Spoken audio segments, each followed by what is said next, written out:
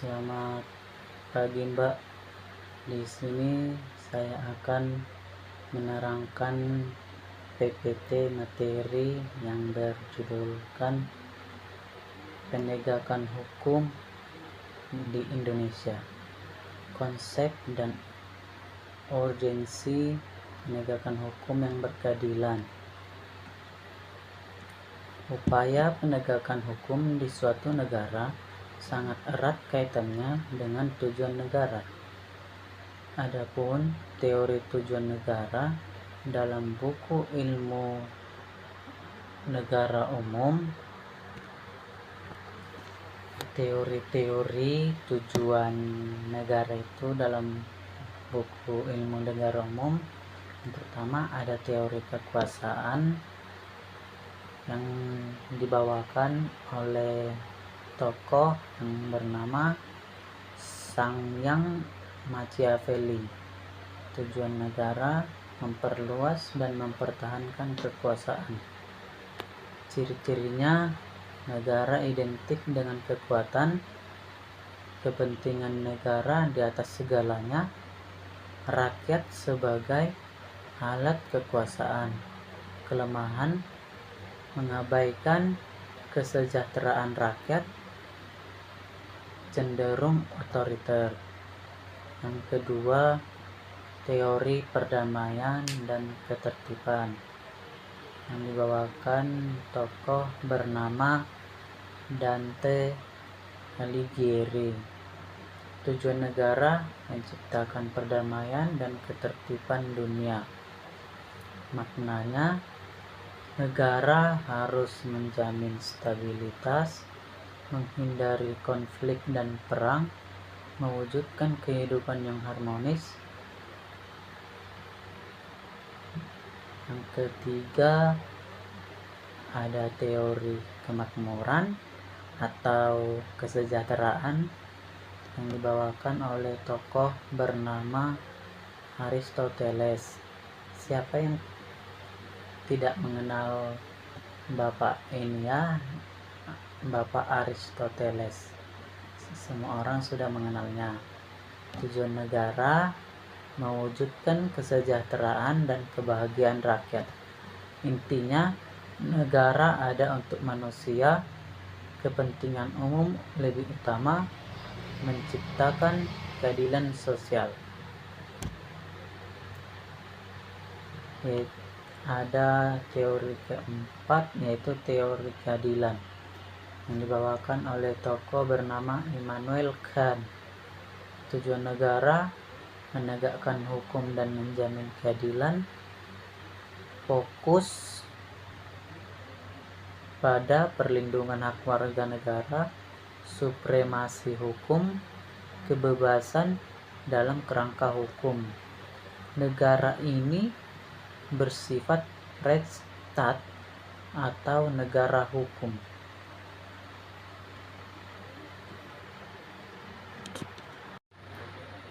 Itulah teori tujuan negara dalam buku ilmu negara umum. Saya akan melanjutkan materinya. Menurut Cranenberg dan T.K.B. Saburauddin, pada tahun 1975, kehidupan manusia tidak cukup hidup dengan aman, teratur, dan tertib. Manusia juga perlu sejahtera. Apabila negara hanya menjaga ketertiban, maka tujuan negara itu terlalu sempit. Tujuan negara yang lebih luas adalah agar setiap manusia terjamin kesejahteraannya di samping keamanannya.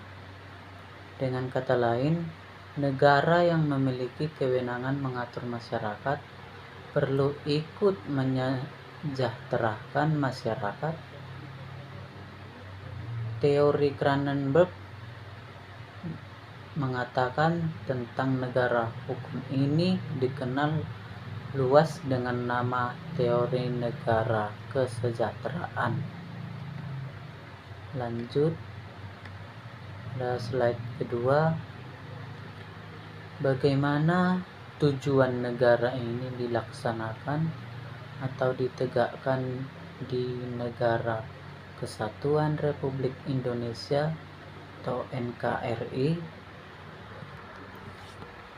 Ada beberapa tujuan negara dilaksanakan atau ditegakkan di Negara Kesatuan Republik Indonesia.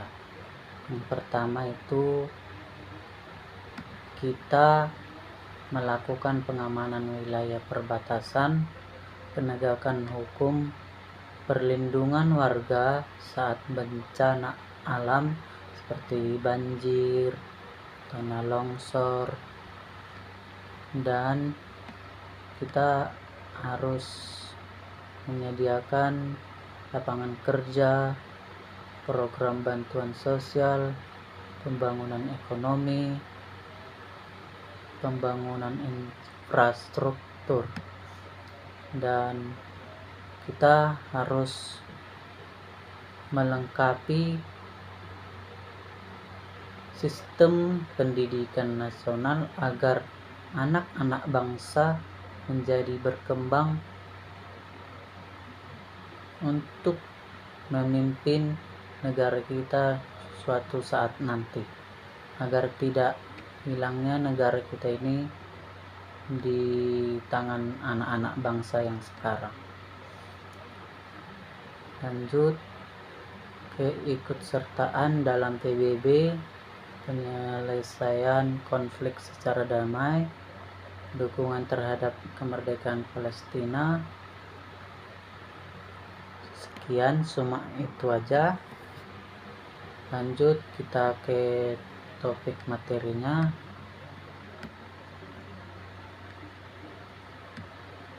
Teori negara hukum dari Cronenberg ini banyak dianut oleh negara-negara modern. Bagaimana dengan Indonesia?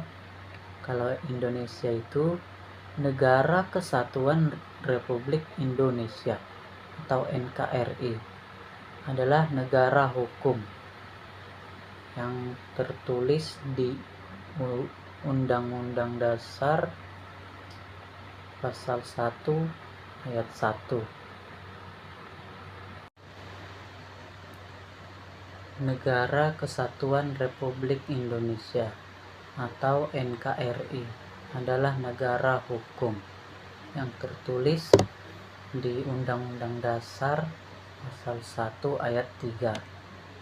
Artinya, negara yang bukan didasarkan pada kekuasaan belaka, melainkan negara yang berdasarkan atas hukum.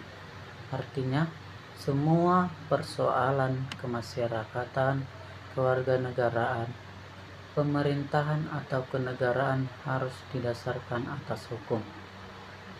Di slide ini ada seorang anak kecil di pinggir jalan yang mengamen, gambar 1. Jadi di sini ada pertanyaan, wajibkah negara melindungi, mencerdaskan, dan mensejahterakan kehidupan mereka? Wajib, karena harus sesuai dengan tujuan negara yang sebagai melindungi, mencerdaskan, dan mensejahterakan kehidupan bangsa. Penjelasan pada gambar 1 terlihat bagaimana penegakan hukum di Indonesia dilaksanakan. Apakah pada gambar 1 hukum sudah dijalankan sesuai dengan peraturannya? Kalau menurut saya belum sesuai, karena masih banyak anak-anak yang di pinggir jalan masih seperti pada gambar 1 ini.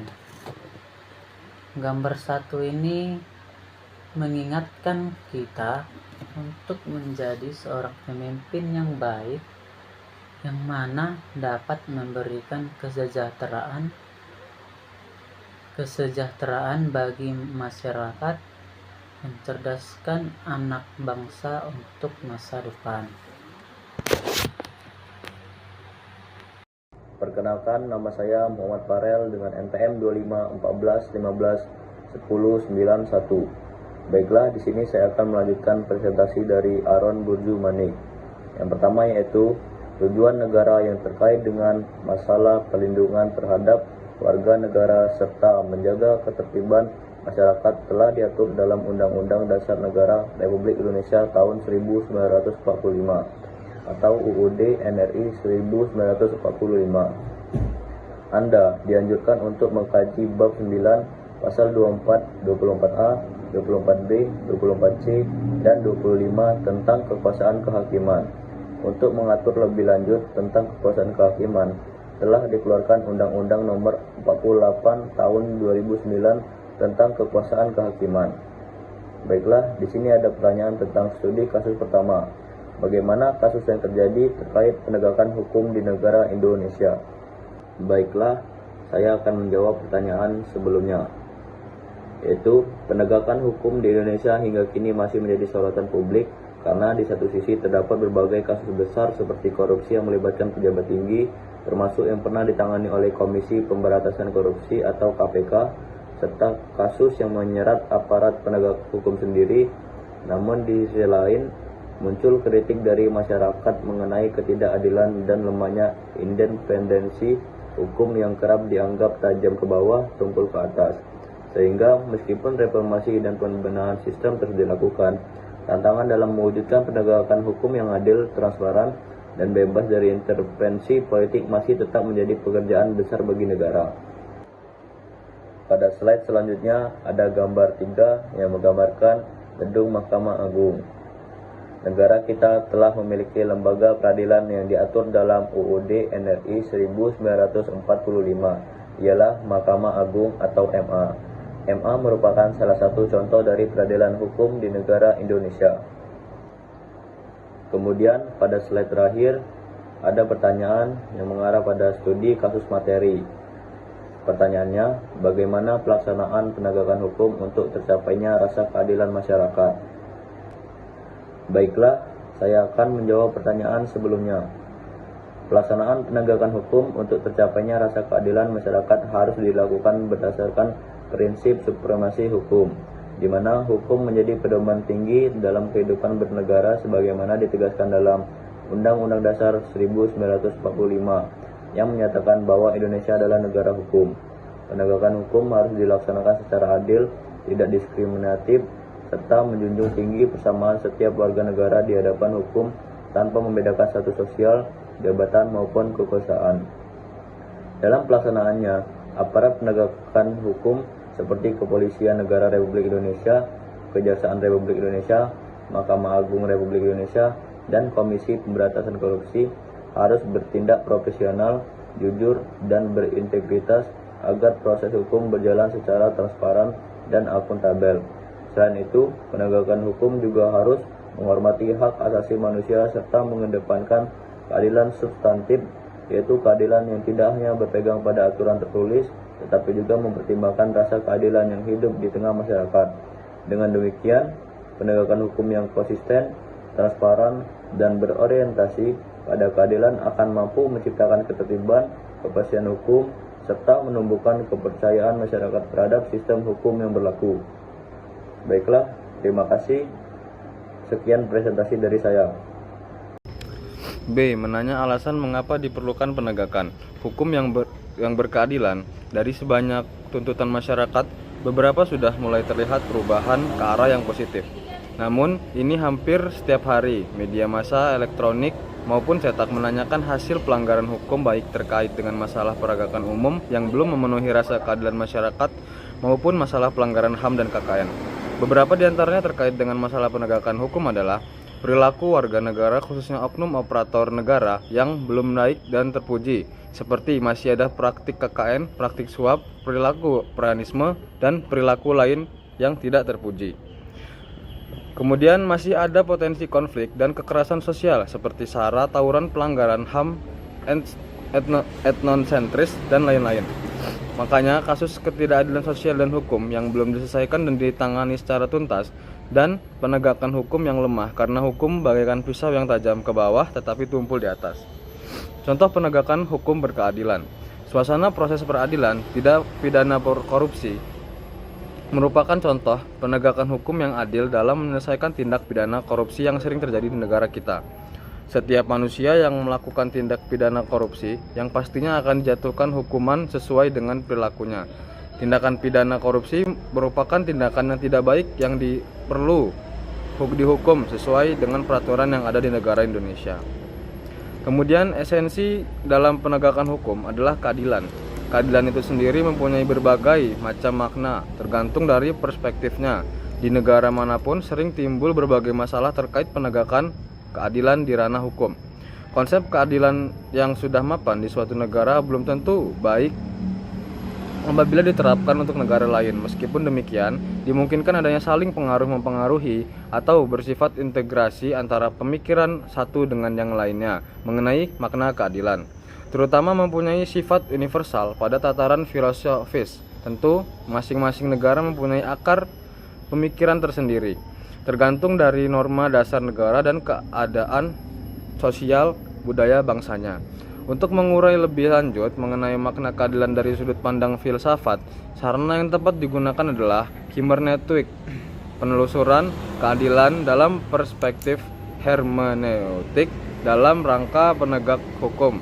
Seyogyanya dibingkai juga dengan perspektif ilmu hukum agar diperoleh titik temu yang lebih mudah dan mengimplementasikannya. Khusus untuk Indonesia, menegakkan hukum positif dapat berwibawa di hadapan rakyat dan kalangan internasional apabila keadilan dapat berfungsi dan selalu hidup dalam raga hukum. Tanpa menegakkan keadilan dalam hukum akan menimbulkan penyimpangan dan penyalahgunaan siapapun memegang kekuasaan atau kewenangan yang nantinya berdampak buruk bagi tatanan sosial di masyarakat sehingga muncul krisis sosial secara regional bahkan dapat berimplikasi secara internasional. Terima kasih.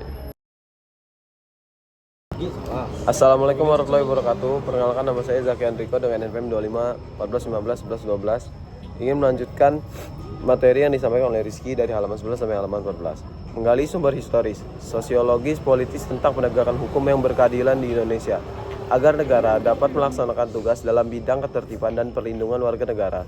Maka disusunlah peraturan-peraturan ini yang disebut peraturan hukum. Peraturan hukum mengatur hubungan antara manusia yang satu dengan manusia lainnya. Di samping mengatur hubungan manusia atau warga negara dengan negara, serta mengatur organ-organ negara dalam menjalankan pemerintahan negara. Ada dua pembagian besar hukum. Pertama, hukum privat, ialah hukum yang mengatur hubungan antar manusia atau individu yang menyangkut kepentingan pribadi, misalnya masalah jual beli, sewa menyewa, pembagian waris. Kedua, hukum publik, ialah hukum yang mengatur hubungan antara negara dengan organ negara atau hubungan negara dengan perseorangan yang menyangkut kepentingan umum, misalnya masalah perampokan, pencurian, pembunuhan, penganiayaan, dan tindak kriminal lainnya. Peraturan-peraturan hukum, baik yang bersifat publik menyangkut kepentingan umum maupun yang bersifat privat menyangkut kepentingan pribadi, harus dilaksanakan, ditegakkan dalam kehidupan bermasyarakat, berbangsa, dan bernegara. Apabila segala tindakan pemerintahan atau aparatur berwajib menjalankan tugas sesuai dengan hukum atau dilandasi oleh hukum yang berlaku, maka negara tersebut disebut negara hukum. Gustav Rajbuch, seorang ahli filsafat Jerman, dalam Sudigno Mertokusmo pada 1986 menyatakan bahwa untuk menegakkan hukum ada 3 unsur yang selalu harus diperhatikan, yaitu Gerechtigkeit atau unsur keadilan, dan Zweckmäßigkeit atau unsur kemanfaatan, Sicherheit atau unsur kepastian. 1.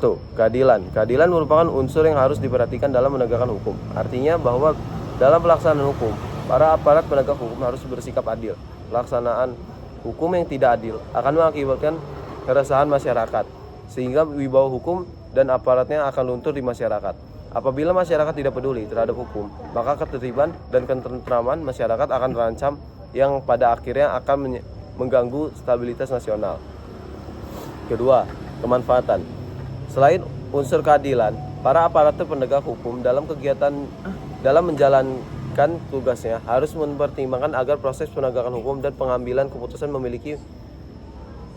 harus memiliki manfaat bagi masyarakat. Hukum harus bermanfaat bagi manusia. Oleh karena itu, pelaksanaan hukum atau penegakan hukum harus memberi manfaat atau kegunaan bagi manusia. Tiga, kepastian hukum. Unsur ketiga dari penegakan hukum adalah kepastian hukum. Artinya penegakan hukum pada hakikatnya adalah perlindungan hukum terhadap tindakan sewang wewenang. Adanya kepastian hukum memungkinkan seorang akan dapat memperoleh sesuatu yang diharapkan. Misalnya seorang yang melanggar hukum dan dituntut pertanggungjawaban atas perbuatannya itu melalui proses pengadilan. Dan apabila terbukti bersalah akan dihukum. Oleh karena itu adanya kepastian hukum sangat penting. Orang tidak akan mengetahui apa yang harus dilakukan apabila tanpa kepastian hukum, sehingga akhirnya akan timbul keresahan. Sekian dari saya, terima kasih. Dalam rangka menegakkan hukum, aparatur penegak hukum harus menunaikan tugas sesuai dengan tuntutannya yang ada dalam hukum material dan hukum formal. Pertama, hukum material adalah hukum yang memuat peraturan-peraturan yang mengatur kepentingan-kepentingan dan hubungan-hubungan yang berupa perintah-perintah dan larangan-larangan. Contohnya, untuk hukum pidana terdapat dalam Kitab Undang-Undang Hukum Pidana atau KUHP. Untuk hukum perdata terdapat dalam Kitab Undang-Undang Hukum Perdata atau KUHPR. Dalam hukum material telah ditentukan aturan atau ketentuan hukum bagi orang yang melakukan tindakan hukum. Para aparatur penegak hukum dapat memproses siapapun yang melakukan perbuatan melawan hukum melalui proses pengadilan serta memberi keputusan atau vonis. Dengan kata lain, hukum acara berfungsi untuk memproses dan menyelesaikan masalah yang memenuhi norma-norma larangan hukum material melalui suatu proses pengadilan dengan berpedoman pada peraturan hukum acara. Oleh karena itu, dapat disimpulkan bahwa hukum acara berfungsi sebagai sarana untuk menegakkan hukum material. Hukum acara hanya digunakan dalam keadaan tertentu, yaitu dalam hukum material atau kewenangan yang oleh hukum material diberikan kepada yang berhak dan perlu dipertahankan. Agar masyarakat patuh dan menghormati hukum, maka aparat hukum harus menegakkan hukum dengan berdasarkan kepada Tuhan Yang Maha Esa. Selain itu, aparat penegak hukum hendaknya memberikan penyuluhan-penyuluhan hukum secara intensif dan persuasif sehingga kesadaran hukum dan kepatuhan masyarakat terhadap hukum semakin meningkat. Izin ulangi diri, nama saya Farhan Selajak dengan NPM 2514191007. Akan membacakan materi pada slide 18-20, yaitu ada keempat lingkungan peradilan tersebut masing-masing mempunyai lingkungan wewenang mengadili perkara tertentu dan meliputi badan peradilan secara bertingkat. Peradilan militer, peradilan agama, dan peradilan tata usaha negara merupakan peradilan khusus karena mengadili perkara-perkara tertentu atau mengadili golongan atau kelompok rakyat tertentu. Sedangkan peradilan umum merupakan peradilan bagi rakyat pada umumnya, baik mengenai perkara perdata maupun perkara pidana. 1. Ada peradilan agama, 2. Peradilan militer, dan 3. Peradilan tata usaha negara. 4. Peradilan umum. Peradilan umum adalah salah satu pelaksanaan kekuasaan kehakiman bagi rakyat pencari keadilan pada umumnya rakyat. Apabila melakukan suatu pelanggaran atau kejahatan yang menurut peraturan dapat dihukum, akan diadili dalam lingkungan peradilan umum. Untuk menyelesaikan perkara yang termasuk wewenang peradilan umum digunakan bertingkat atau badan pengadilan, yaitu A. Pengadilan negeri. Pengadilan negeri dikenal pula dengan istilah pengadilan tingkat pertama. B. Ada pengadilan tinggi. Putusan hakim pengadilan negeri yang dianggap oleh salah satu pihak belum memenuhi rasa keadilan dan kebenaran dapat diujuk banding. C. Pengadilan tingkat kasasi apabila putusan hakim pengadilan tinggi dianggap belum memenuhi rasa keadilan dan kebenaran oleh salah satu pihak. Ada D. Penasihat hukum. Penasihat hukum merupakan istilah yang ditunjukkan kepada pihak atau orang yang memberikan bantuan hukum. Studi kasus materi penutup. Setelah Anda mengenal masalah-masalah dan tantangan yang dihadapi dalam sistem hukum di negara kita, apakah gagasan, pendapat, kritis, usulan Anda untuk memperbaikinya? Sekian, terima kasih.